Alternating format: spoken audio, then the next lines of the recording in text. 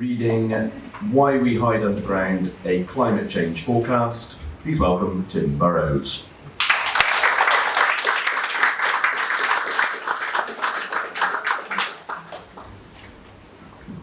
Hi everyone. Yes, I'm usually a poet, so you have to excuse this. So I do some climate change writing. I'm a Bristol climate change writer, so this is partly part of that. Why We Hide Underground, a Climate Change Forecast. Fire now raged above. Survivors sheltering underground in burnt-out basements.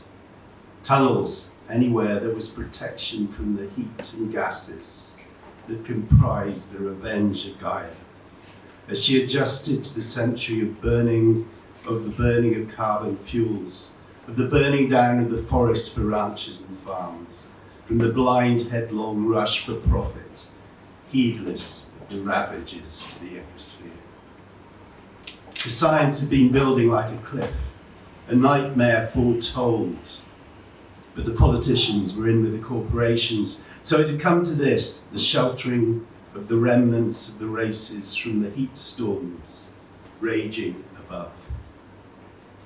Of course, at first the fire brigades had tried to fight the fires, douse the burning trees and peak with water from trucks, hydrants and planes. But every time one blaze was thought to be out, within days it was raging again, kindled from heat below the land surface. The national governments had tried to stop the floods of heat refugees from fleeing across borders, but batons and razor wire were no match for desperate crowds of thousands. Even live rounds shot above the heads of the crowds had no effect. These extra mouths and their need for shelter overwhelmed the local health and welfare services. Outbreaks of deadly diseases were common. In the background, the temperatures rose and the water reserves diminished. The grain-growing areas of the world grew parched by the heat. As their output decreased, populations began to starve. Food riots broke out all over. These led to regional and then national conflicts over water and food.